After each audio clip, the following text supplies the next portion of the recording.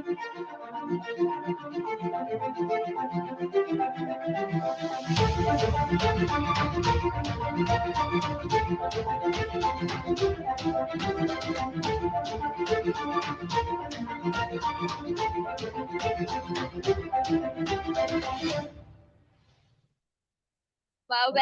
to our show.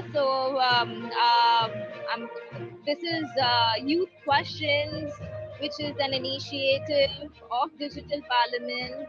How did you, what is your journey of life? How did you get into politics? What was the inspiration?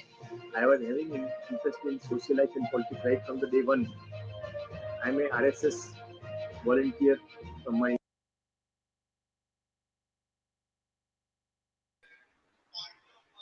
Very good evening to all our viewers today. Today we have with us a very erudite political leader who has traversed many facets of life and is leading the AICC.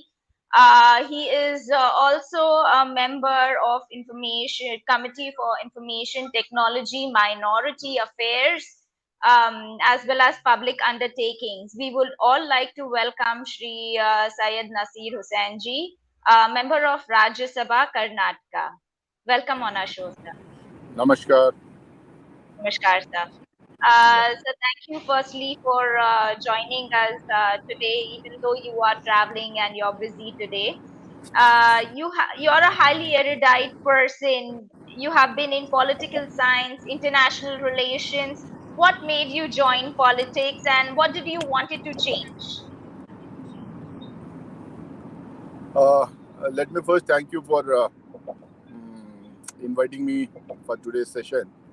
Uh, I have a doctorate in international politics, and I've been a student of political science in my graduation and post-graduation days.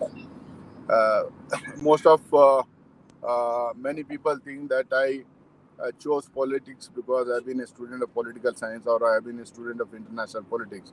But I think for me, uh, it was more of activism in my college and student days, which made me feel that the best I can deliver is in politics, and the best I can do is in politics. The best changes which I was wishing to bring about is through politics. So this is something which was like a passion for me all through my schooling days, college and university days. I've been elected to many students' union right from my college to universities days. So it was just for me an extension of the activism that I did all through my student activism. That I think I have extended it to the parliament. Now, since it's a bigger platform for me, I think that for an India which was till now called as a developing country, which is on the path to be a power to reckon with in the days to come. I think we politicians, we members of parliament and members of legislative assemblies and councils in different parts of the country, we do have a bigger role to play. And for that, especially if you are educated and if you are updated at what is happening across the globe and the development, both technological and otherwise, happening across the globe, if you are abreast with it, if you are updated with it, I think you can bring a meaningful change for the development of our nation. So it is great to see people like you entering the system. It's very inspiring to all of us. So during COVID-19 times, there have been lockdowns all over the world. What were the initiatives you took in Karnataka? Uh, COVID times were horrible times for all of us. All over the globe, this pandemic had created havoc. And I don't think there's any single family, especially in our country, which is untouched by COVID. The government at the center, government in the states, we as members of parliament from opposition parties, we all did have a role to play. Since it was a pandemic time, people thought that opposition parties shouldn't be criticizing government, but at the same time, the role of the opposition should have been to alert the government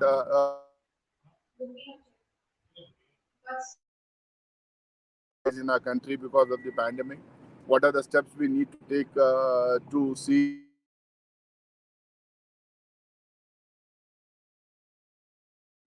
that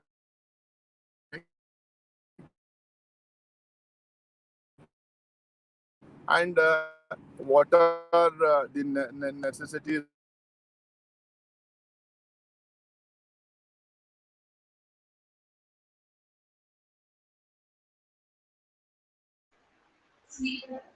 Please give him few minutes. I think so. He's facing a signal challenge.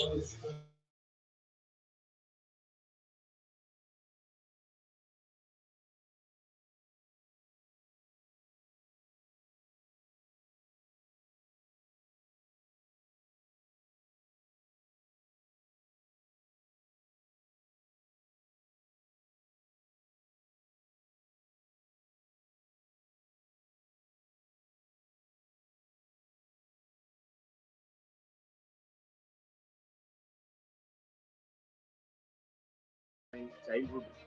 To start with, it's a long journey, almost a journey of last 22 years. Gradually, see, it happened a long, long back, I think, before 4 decades when I was small. जीवन में सबसे 3-4 time आया ऐसा आया बहुत difficult था जैसे राम मंदिर का आंदोलन हुआ था 92 में जो बाबरी मस्जिद को ढांचा को तोड़ा गया था उस टाइम मेरे जीवन में मेरे परिवार के जीवन में सबसे कठिन था Actually, that was like, as you said, it's an opposition tactics and tricks they have played on us. So I think I was very clear on that, particularly giving my statement to the press on the same day itself, because I was busy campaigning and there were rumors that I was leaving an office and I was shutting down my office. But what youth has in them is a vigor, dynamism, physical capabilities, also idealism to do something good for the society. And they are going to be citizens of the country for a much longer period than the senior citizens are. Challenges brings the courage and strength both. The strength to stand for the truth and the courage is to face whatever may be the outcome of the same. You have to stand on your own and be your own individual. You have to say that this is the way, this is Priya Dutt. Proud to be Sunil Dutt's daughter, but I'm not Sunil Dutt. Thank you very much. It has been a lovely conversation. I didn't realize we've already spoken for over an hour and a half. So, I am grateful for all of you to have given me this opportunity. It's always good to talk to young people.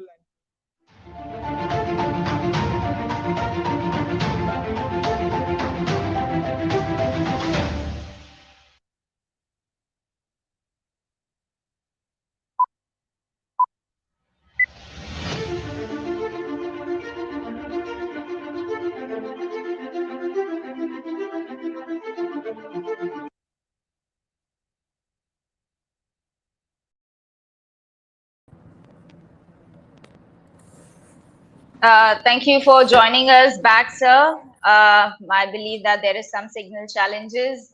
I know. So I was saying that we all of us had several challenges. Then, as members of opposition parties, we did try to raise the issues that were concerning our country, especially with the shortage of beds, oxygen links, so shortage of vaccines, and necessary medicines.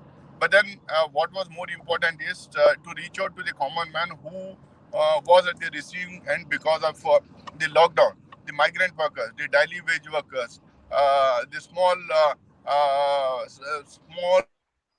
businessmen, and those people, those who were out of jobs because of the lockdown. They didn't have anything to fall back upon. So we instructed our cadres all over the country, and especially in Karnataka, what we did was we tried to reach out to these common men with food kits, with vegetable kits, with medicines, with cooked food, and whatever best we could do, we tried to reach out to them. We purchased new ambulances. We arranged for the transportation of all the migrant workers back to their villages in far off places like Bihar, Orissa, Assam, Jharkhand, and so on. So this is something which was humanitarian. This is something which everyone should have done. And since we were activists, since we are activists, and since we have been there in this field of helping people, in this field of social service, we had to do this, and we did. I specifically in my home district of Bellary reached out to 75,000 families with vegetable kits, say about 8 to 10 kilos of vegetable kits. I reached out to about 75,000 families. Then I had started a oxygen bank in Bellary. Then sanitizing of the entire city was taken up by my private, by my personal team, and by our cadres, by the cadres of our party. These are certain things we did during the COVID times. And I think there were different organizations, social organizations like Red Cross and other organizations, clubs, which came forward to help us.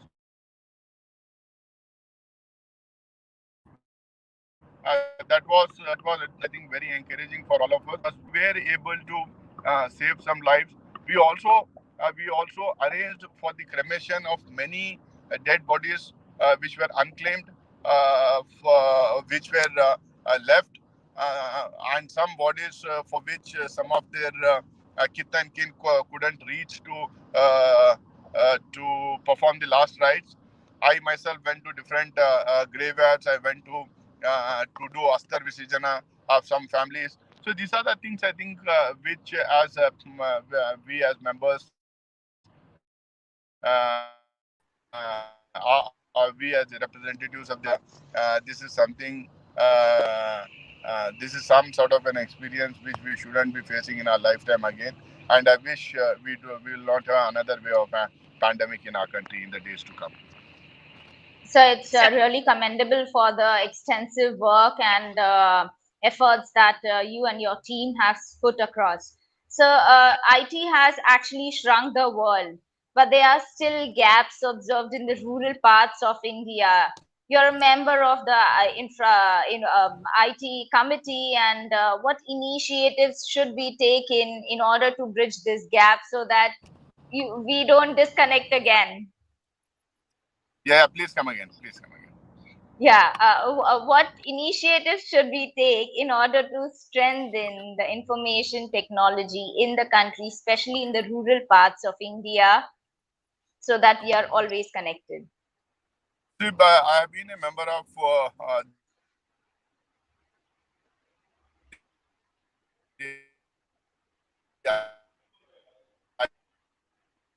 IT committee for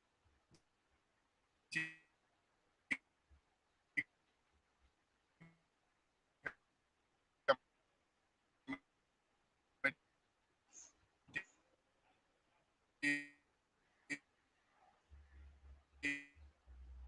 more 100 that is the standing committee of the parliament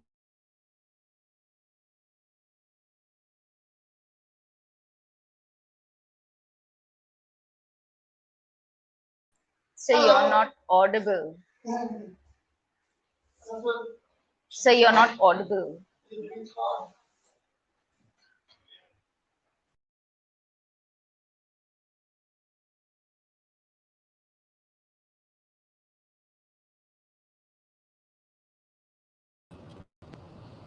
Yes, sir. Now you're can you audible. hear me now?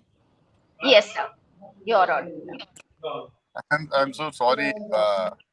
Since I'm traveling, I'm this disconnecting. Uh, uh, I was saying since I've been a member of the IT committee for I think over 1.5 year now.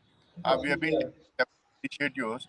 By now, I think by most parts of our country are digitalized. I was told that more than Indians are on social media platforms, and more are supposed to join in next by next 1 year. See, what is more important is now we have minimum social media reach, minimum digitalization that has happened across the country. Now, in case if we have to educate our people, in case if we have to educate our farmers, if we have to see that the far-flung rural areas, schools in rural areas are touched by digitalization, then I think something more has to be done. we have to reach out to the farthest villages, to the villages which are deep in jungles, to the villages which are in the mountainous region.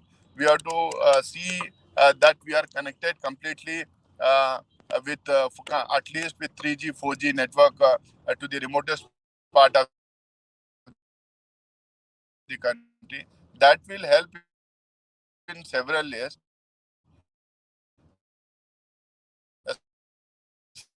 Several ways,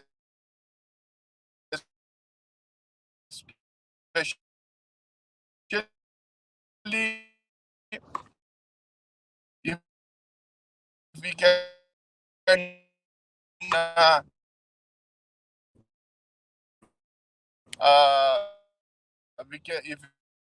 can reach out to the farmers of the country, if we can teach them, if we can take them necessary classes.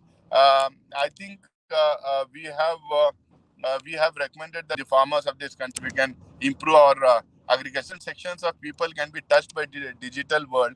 We have been recommending to the ministries on social media platforms fake news, wrong news, and all kinds of campaigns, miscampaigns, misinformation happening. These are also certain challenges which we have raised. In fact, we had a meeting yesterday with misinformation, digital misused by certain groups and certain parties creating havoc in our society. So these challenges also there. Nevertheless, I think what is more important is that every Indian, every village has to be connected to the digital world so that everyone gets the benefit of being digitally connected, and we know what is happening across the globe, and we are in tune with the latest developments, latest technologies, and latest happening all over the globe. Thank you so much. We look forward to make this happen. Now, in Yeah. the recent developments, we have observed that public sector companies have been given to the private sector groups to run. You're a member of the Committee for Public Undertaking. Which are the other PSUs which you all are considering to do the same? And do you think that this would impact the capacity for the government to give jobs? See, I would say that Kopu is one of the three most important financial committees.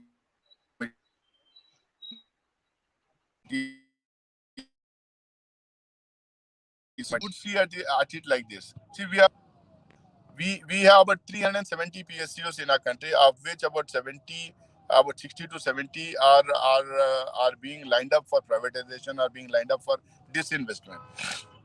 We have been summoning various PSUs in our meetings. We have been trying to understand why there is a certain amount of losses with these companies. See, most of these companies have been telling us that the loss in these public undertakings is due to COVID. If the entire economy was on a downslide swing for the past 2.5 years, how can certain PSUs make money? How can certain PSUs make profit? If the entire economy is being impacted by COVID, then the PSUs will also be impacted by COVID. So the entire plan of the present government to disinvest in PSUs, to sell off our national assets is something which we have been opposing, because we believe that the people of this country have built up these PSUs, these institutions, these assets painstakingly over a period of 70, 75 years. These are our national assets. These are assets which guarantee us certain level, certain number of jobs to our people. These are the undertakings. These are the PSUs which get us good revenues. These are something in which the public sector and the government steps in to be the largest stakeholder in our economy. So this government should be looking at strengthening these PSUs, should be looking at putting more money in these PSUs because they have been under loss due to COVID, and they should be like not only strengthening, they should also be promoting this company with fresh funds instead of writing off the funds of their corporate friends. They should be pumping more money in these PSUs so that to see that these PSUs are strengthened, there are more jobs created, and certain guarantee is there for the people of our country. So, there are two things, not just the loss of job. 50% of the jobs in government sector is reserved for the people coming from I would call marginalized section, downtrodden, for whom we need to have some sort of a level playing field in this country. If you sell off these PSUs, jobs will go. If the jobs go, the guarantees that we have enshrined in our constitution for the weaker section of our society, even that will go. That is, I think, the biggest mistake we'll be doing, because we will be denying them the right to have at least some sort of a job to to a small, at least to a small number of people in our country. This is the second aspect of it. Third one is, why is the government trying to disinvest in this? Why is the government trying to sell off our national assets? Their argument is, it is not the government, it is not the responsibility of the government to be doing business in this country. But I would say, uh, uh, we as a country after independence started a mixed economy in this country. We said that we will have both public sector and private sector. We are not against private sector, we are not against corporate sector, we are not against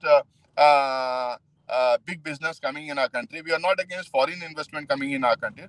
But at the same time, there should be a healthy competition between public sector and private sector. If we can protect, promote, and strengthen our PSUs, which we in the sense the people of this country have painstakingly built up for the past 70 years, that will give us some sort of an guarantee to the people of our country. That would give something for us to fall back about during the economic crisis. I'm sure these are the institutions which kept us afloat when there was recession all over the world. So I would say it is not just about jobs. It is not just about the money that the PSUs will give us, profits that the PSUs will give us.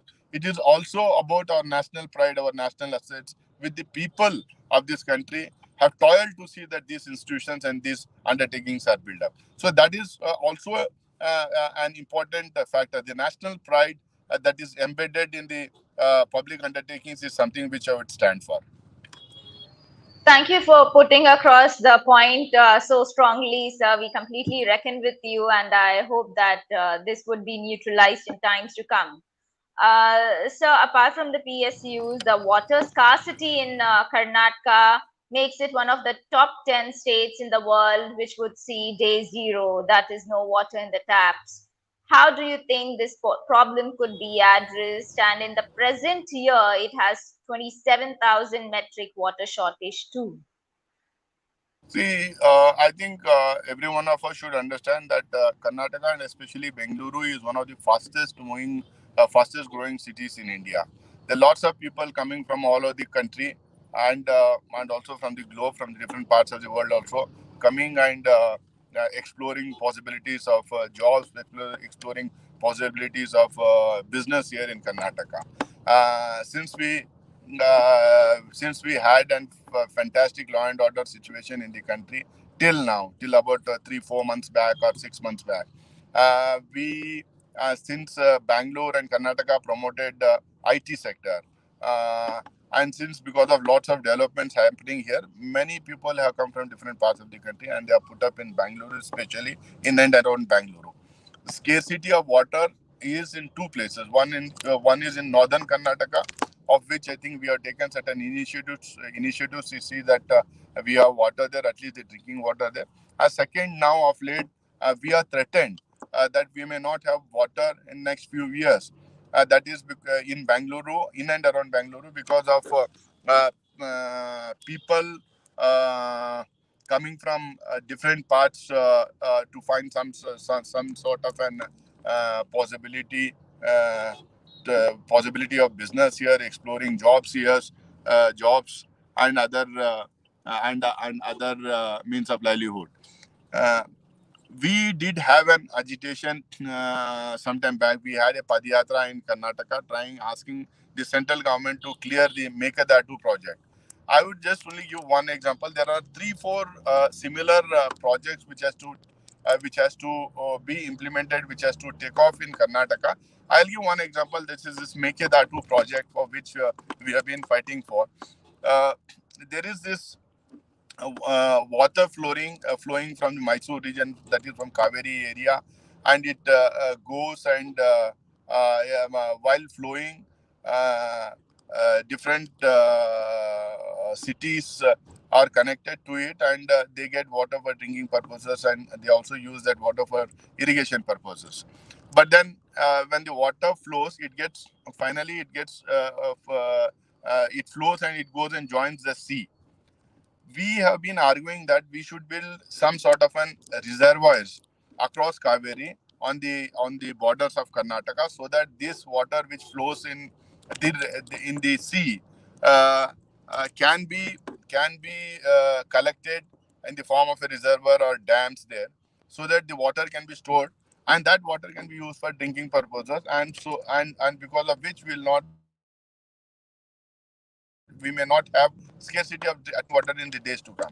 Tamil Nadu has been opposing this. We have been trying to convince them, uh, saying that this water we will try and collect only that water that is floats the sea, not the running water which has to be given to Tamil Nadu. And if the water is collected and if we store the water, a certain amount of water can also be shared with Tamil Nadu. But then Tamil Nadu, as a state, has been fighting against it. The government has to award has to give a judgment. They has to give an award on what has to be done. If this is done, and similar 3-4 cases are there in Karnataka, if these awards are given by river tribunals, I think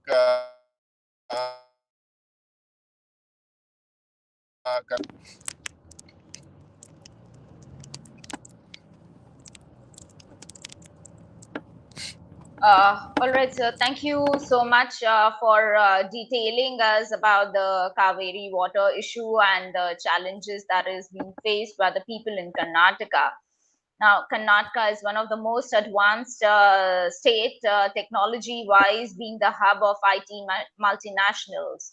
Still, the state faces poor infrastructure and potholes due to which thousands of people have lost lives, especially the roadways. How do you think the government could address this issue? uh, see, I would like to mention a few things. I have been on the air on these issues when our party was in power in between 2013 to 2018. This pothole issues has been there. Connectivity issue has been there. But I think I have this experience of traveling all over the country, working for my party in different parts of the country.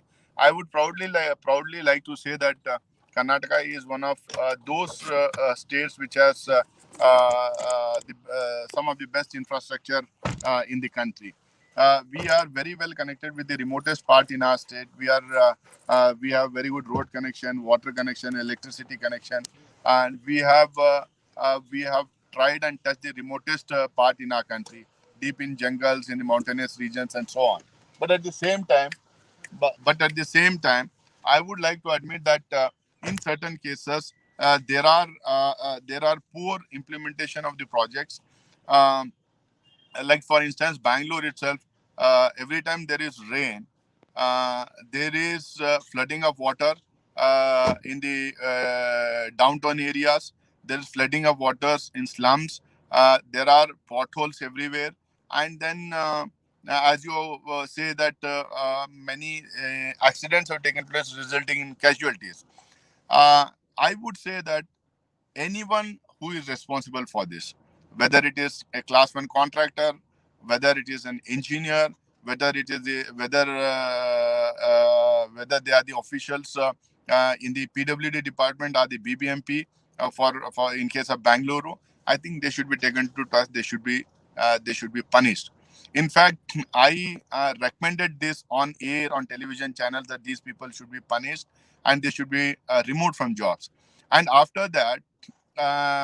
after that, when there was this flooding, we got to know. We tried to find out the reasons for flooding in Bangalore city, because this happens every year in Chennai.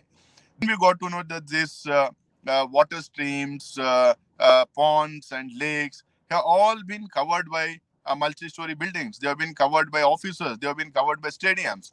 And then we try to find out who are the people, those who give licenses to these people to build certain structures on lakes, on ponds, on water streams, on rivulets. Uh, then certain names came and actions were taken. Uh, I think unless the government, whichever party that is there in power, it could be our party, it could be anybody, it could be some other party, unless they are strict with the contractors, unless they are strict with the engineers and the officials in the concerned departments, I don't think we can have good infrastructure. Because ultimately, if you have to prosper, if you have to see that there is economic prosperity, if you have to see that the people live happily, then you will have to see that you have world class infrastructure in place in Karnataka. I would give the examples of several dams in Karnataka which were built way back 40 50 years back, but they still stand they still stand the test of testimony for being some of the best pieces of infrastructure, some of the best constructions in our country. But now of late, the kind of the quality of work that is coming in, the deterioration in the standard of work that is being executed in the different parts, I think something which has to be looked into, inquired, and investigated. Otherwise, we will be facing these kind of poor infrastructure in the days to come. At the same time, I'd also like to mention, of late, we have been hearing this in the state of Karnataka. The Contractors Association of Karnataka, which has about 50,000 contractors as members, have openly gone and appealed to the Prime Minister of the country. They have written to the Chief Minister of the country. They have written to the Governor of the state, Chief Minister of Karnataka, and they have written to the Governor of Karnataka mentioning that 40% commission is being asked by public representatives, by MLAs, MPs, MLCs, by ministers, by bureaucrats, by officials and engineers at the lower level. Then if 40% commission is being taken in a project, they have questioned as to how can they execute the project, what will be the standard and quality of the project that is being executed. So as an opposition party in Karnataka, we have raised this issue. Now it has come to light that 40% commission is being asked in the infrastructure projects, in rural development, in PWD, in irrigation, and then 25% commission is being asked in the educational projects. 50% commission is being asked in Bangalore Municipal Corporation. And now the Seers, the Swamis have come out and said, they have made a statement saying that 30% is being asked as a commission for the grants that is being given to the religious institutions, to the matas. So if this level of corruption is there, and whoever is involved, whether it's the minister or the chief minister or the bureaucrats or the contractors or the engineers, whoever is involved, then we can just imagine what kind of infrastructure we will be having in the days to come. What will be the quality and the standard of the works that would be executed? I think there should be an high level inquiry, not less than the sitting judge of an high court, who should inquire into all the contracts and the tenders that have been given in all the departments, so that certain heads rolls, there is punishment, the culprits are booked. Because if somebody dies because of an accident due to a pothole, that person, the person who has executed the job, the person who has constructed that road, should be tried for murder. He shouldn't be tried for corruption. He should be tried for murder, because of that person, so many lives are because of that person and company, so many lives are being lost during rainy season because of potholes. So these people should be tried for murder, not for corruption. I am told that about 50,000 crores bills amounting to 50,000 crores are pending in the state of Karnataka. Now, if you imagine 40% is being asked as commission, then 40% of 50,000 crores will be 20,000 crores. So 20,000 crores, if 20,000 crores goes as commission, then out of 50,000 crores for the infrastructure projects, only 30,000 crores will be given to them, and they will have their what you call that profit out of it. So 30,000 crores, another 5,000 or 10,000 crores profit will go, and the work that will be executed will only be worth something like 20 to 25,000 crores. If this is the state of governance and administration, only the God can save our country, only the God can save our state, and only after that we can have better infrastructure. Sir, I hope under your leadership these things could be changed. And I'm sure with the activation and the passion that you have to change, it would definitely happen. So, women's representation in the higher levels of governance and in public services is woefully low in Karnataka. I believe that women's bill was passed in the higher court, but it is still pending for the approval in the lower court, lower parliament. How can we ensure equal participation of women? And also, one small request: if there is some light on your face, it would be really nice to see you too. Oh, okay. I'll just walk out of my vehicle. Sure, sure, sure, sure. No problem, sir. I have to Yes. now again what you call Enter into another meeting. no, I have to settle down for iftar now. Oh, okay, okay. So I would like to say, Karnataka is still one of the best states for women participation. Right from Gram Panchayat level, Panchayat and Zilla Parishad levels, we have reservation for women in different categories, not just women as an women as in gender as an reservation, but also we have sub reservations also. We have reservation for SC women, we have reservation for ST women, we have reservation for OBC women, we have reservation for general category. So all the, except for the assembly and parliament, I think we have reservation in Gram Panchayat, in Zilla Parishad, in Mandal Panchayat, town municipal councils, city municipal councils, corporations, everywhere we have reservation. But then what is more important is I have been interacting with lots of women, especially who are public representatives. What is more important is uh, uh, which would automatically lead to more women participation and more women empowerment is the education. I still feel that we still lack in good schools in the rural areas. We still have to promote girls in a way that we can send them to schools and colleges. Still, the participation of girls, I mean the school, I mean the girls going to schools is a very less percentage. They go till seventh, they go till sixth, they go till what you call this 10th standard maximum. Beyond that, very few girls go and get education. Very few are there in professional colleges. Very few are there in technical colleges. Very few go to the higher education.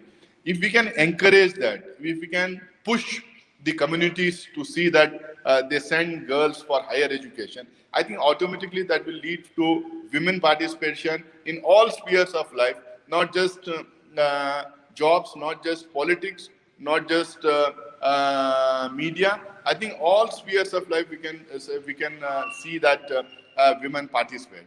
I have also why I am saying this. See, I have tried to find out why there is a dropout of why there is a dropout of girls after certain standards of after certain classes. Say they drop out is in fourth standard, in seventh standard, in eighth standard. See, lack of toilets and drinking water facilities in the schools in rural areas is the biggest reason for the dropout of girl child from the education.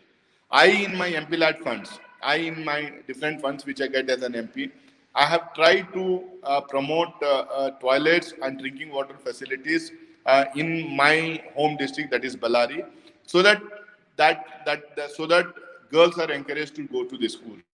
I think there, I mean, that is the area where the problem lies. If we encourage girls to go to higher education, to technical and professional education, automatically I think there will be an overall empowerment for the women, and there will be overall participation in not one sector but different sectors, including politics, in the days to come. Thank you so very much, sir. Last but not the least question, Digital Parliament, supported by ICSR, is an initiative to connect the political leaders with the masses. What kind of features would you like to see in apps like these, which empower the masses as well as connect them with the political leaders such as yours? Uh, Ma'am, I